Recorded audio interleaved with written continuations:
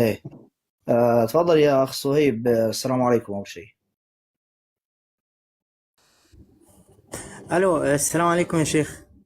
عليكم السلام ورحمة الله وبركاته. طمني، تواصل معك الاخ من الامارات امبارح، الاخ محمد؟ ايوه، اتواصل معايا جاني بالعربيه بتاعته بعد العشاء طيب النهارده. بس انا وصلت لسه. لماذا؟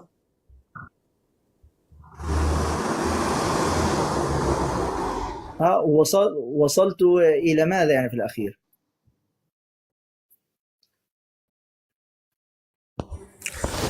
انا مكاني لسه.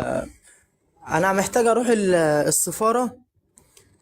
آه، محتاج بس حد يعني يتكلف بالمهمه دي، لان انا حتى السكن ما عنديش، انا عشان عايز اقدم على شغل.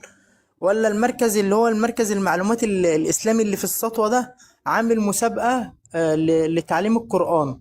فأنا فرصتي كبيرة جدا إن أنا الشخص بس الوحيد. ثواني، الاخ اللي جاك امبارح محمد، هل تواصلتم؟ ماذا قال لك وكذا؟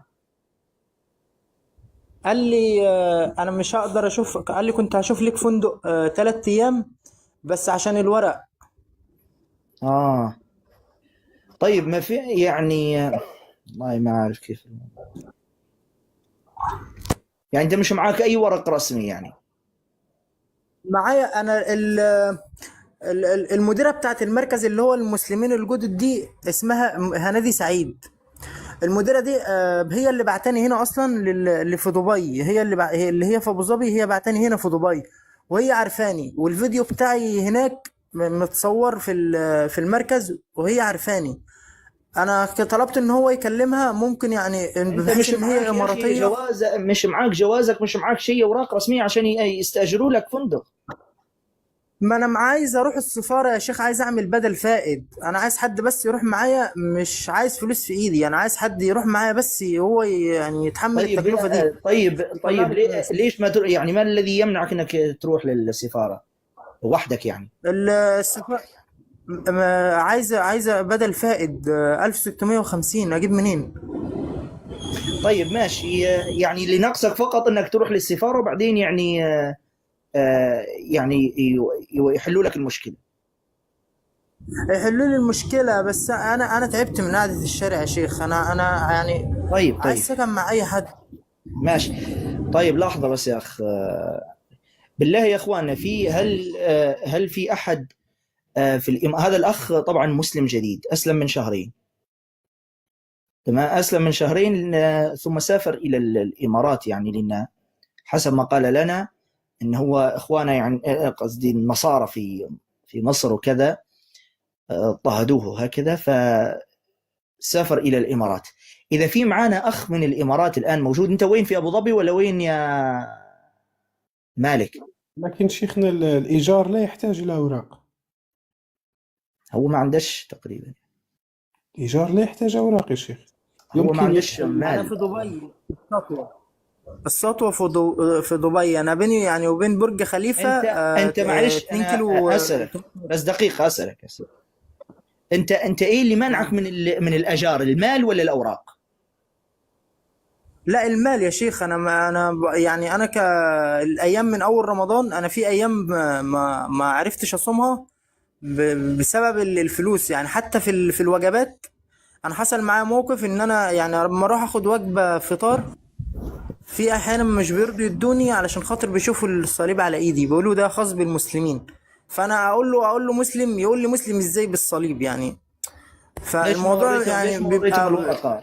ليش ما وريتهم شعار اسلامك؟ ما هو يا شيخ بيكون وقت الفطار ده، بيكون في ناس كتيرة جدا، والناس بتكون يعني كل واحد ملتزم بمهمته علشان الناس تفطر. فبيكون في تدافع وتزاحم وناس كتيرة جدا. فانا ما يعني ما هلاقي مين يسمعني ولا يشوف الورقة ولا. ففي ايام بتعدي عليا كده ما بعرفش اصومها طيب لان. ثواني بس، ثواني شوي، لحظه بس هذا اخ اماراتي. اي. الو، السلام عليكم ورحمة الله وبركاته. وعليكم السلام ورحمه الله، حياك الله اخي الكريم. يا مرحبا ومسهلا يا شيخنا. حياك الله، الله يبارك فيك. مرة اي شيء، فالكم طيب، طول لي بعمرك. اللي يبغى نعم. الاخ فاله طيب. فلا طيب طول لي بعمرك، انا الله موجود يبارك. هنا في الامارات. الله يبارك فيك. طيب هو الأخ طبعا أسلم من فترة يا أخي كريم، من شهرين تقريبا. وياك نايف وياك. الأخ نايف امبارح ورانا أوراقه وكذا، فهو موجود الآن في دبي، لكن موجود في الشارع، ما عندش يعني بيت وكذا، على الأقل مؤقتا. هو مش طالب شيء إلا مؤقتا، يعني مكان يأويه وكذا إلى أن يشد نفسه ويجد عملا، وبعد ذلك يعني إن شاء الله تتيسر الأمور معه.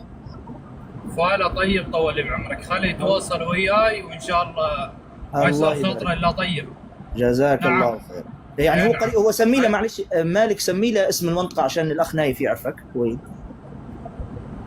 انا في السطوه، عند يعني قريب من بيتزا خلاص هات ما تحددش. شوف وكنتاكي. لحظة ما تحددش بالضبط وين، حدد له في الخاص وين، بس المهم اعطيه بشكل خليه عام. يكلمني بالخاص. خلاص تواصل معه في الخاص بالله يا أخ نايف، أمانة بالله ما تنسى، لأنه والله من امبارح يعني يعاني شله والله. بين عيوننا وفوق رؤوسنا، طول لي بعمرك. الله يكرمك، جزاك الله خير. جعل الله ذلك في ميزان حسناتك. بارك الطيب، طول لي بعمرك. بارك الله الطيب. يبارك. تامرونا على شيء بخاطركم شيء؟ الله يسلمك، بارك الله فيك. بارك الله. والله يجزاكم خير، الله يجزاكم خير. الله. خلاص إن شاء الله تواصل معه يا أخ مالك، تواصل مع الأخ نايف، وإن شاء الله بإذن الله ما يقصر. وإذا صار يعني شيء تواصل مع الأخ أمين عشان يعني يخبرني بالجديد.